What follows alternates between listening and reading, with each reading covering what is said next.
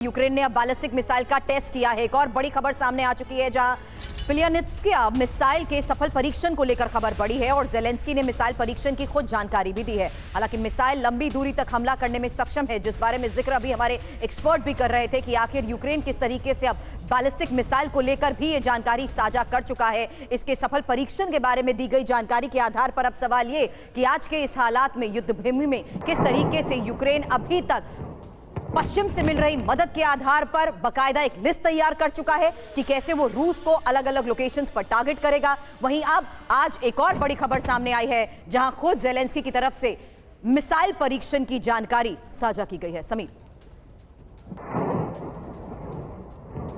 तो जेलेंस्की के इस बड़े ऑपरेशन से जुड़ी अहम जानकारी अब आपको दे देते हैं। जेलेंस्की का ऑपरेशन पिलियानित्स्किया, खबर क्या है? यूक्रेन ने बैलिस्टिक ड्रोन मिसाइल का टेस्ट किया है। मिसाइल के सफल परीक्षण की जानकारी खुद यूक्रेन के राष्ट्रपति जेलेंस्की ने दी है। ड्रोन मिसाइल का नाम पिलियानित्स्किया रखा गया है।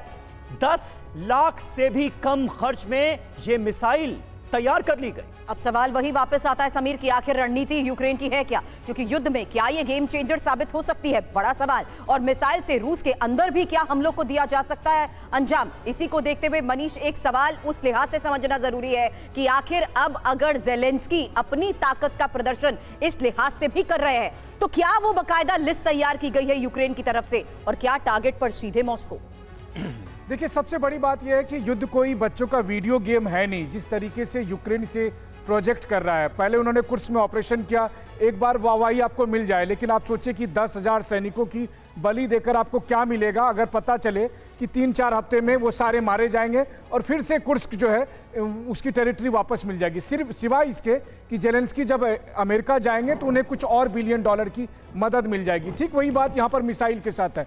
$10 लाख में आप मान लीजिए कि कोई मिसाइल बनाते हैं, अब उसमें किस हद तक उसकी मारक क्षमता होगी, क्या टारगेट होगा और कितना आप अचीव कर पाएंगे। क्योंकि बात करना बहुत आसान है कि मॉस्को तक हमला कर देंगे।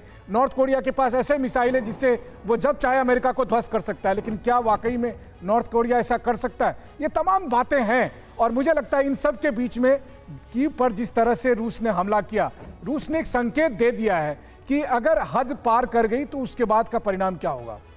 बिल्कुल, लेकिन इस वक्त जंग के मैदान से और रूस और यूक्रेन दोनों ही खेमों से जिस तरह की घातक खबरें सामने आ रही हैं, वो अपने आप में बहुत अहम है। रूस पर हो सकता है घातक केमिकल अटैक, ये खबर सामने आ रही है। यूक्रेन कर रहा है केमिकल अटैक की तैयारी है, तो देखिए किस तरह से अलग अलग लेवल पर खौफनाक तैयारियां सामने आ रही हैं। यूक्रेन ने खरीदा है 500 टन केमिकल, घातक केमिकल एम्यूनिशन बना रहा है यूक्रेन, ये जानकारी मिल रही है। Russian nuclear and chemical protection troops के चीफ की तरफ से यह दावा सामने आया है। केमिकल वेपन पर बड़े पैमाने पर यूक्रेन के अंदर किया जा रहा है काम।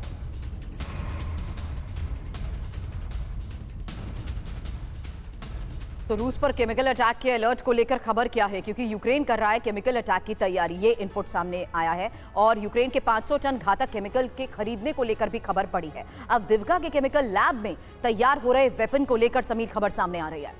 जी हां, अवदिव्का के केमिकल लैब में ये वेपन्स तैयार किए जा रहे हैं, जिनका इस्तेमाल रूस के खिलाफ हो सकता है। जहरीले गैस से भरे आर्टिलरी म्यूनिशन बना रहा है यूक्रेन, ये जानकारी मिल रही है। पश्चिम से मिले आर्टिलरी सिस्टम से केमिकल अटैक की तैयारी में है Ukraine. Russian nuclear and chemical protection troops के चीफ खुद ये दावा करते हुए नजर आ रहे हैं। संजय सोय साहब, ये दावा अपने आप में कितना खतरनाक है? रशिया की तरफ से हालांकि यह दावा किया गया है, तैयारियां यूक्रेन की क्या हैं? आने वाले वक्त के लिए कितने खतरनाक हमले रूस पर प्लान किए जा रहे हैं, बताया यह गया है। बिल्कुल समीर, ऐसा है, इसमें मुझे ज़्यादा हो सकता है वो बना रहे हों, इंपोर्ट किया है, तैयारी कर रहे हों, लेकिन ये साइकोलॉजिकल वॉरफेयर ज़्यादा है। क्योंकि इस तरह के जो दावे कई बार यूक्रेन कहते हैं रशिया न्यूक्लियर अटैक के लिए तैयार है या रशिया भी केमिकल अटैक के लिए तैयार है, इसी प्रकार के दावे किए जा रहे हैं। पहले भी 2022 में आई थी कि यूक्रेन में बायो लैब्स बनी हुई थी जिनके ऊपर ट्रायल चल रहे थे, जो भी काफ़ी खतरनाक हो सकती थी। एक तो ये बात होगी, इसमें मुझे वो दावा ज़्यादा लग रहा है। दूसरी बात, जो आप टारगेट लिस्ट की बात कर रहे थे, वो 2 किस्म के टारगेट होते हैं, एक तो स्ट्रेटजिक टारगेट्स और एक टेक्टिकल टारगेट, जैसे वही आप कहते हैं किस प्रकार से हमले कर सकते हैं।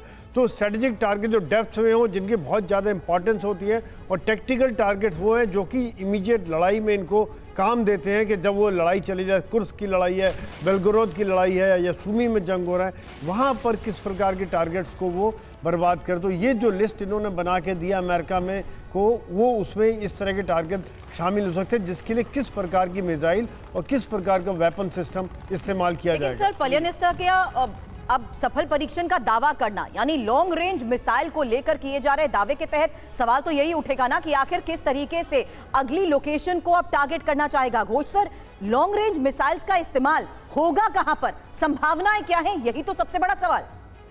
देखिए, ये जो आपने वो जो बैलिस्टिक मिसाइल्स का वो दिखाया, वो शायद मॉस्को पर अटैक करने की कोशिश करे, क्योंकि रशिया कीव पर कर रहा है, तो अगर वो मॉस्को पर करे तो एक बहुत बड़ा साइकोलॉजिकल इफेक्ट होगा।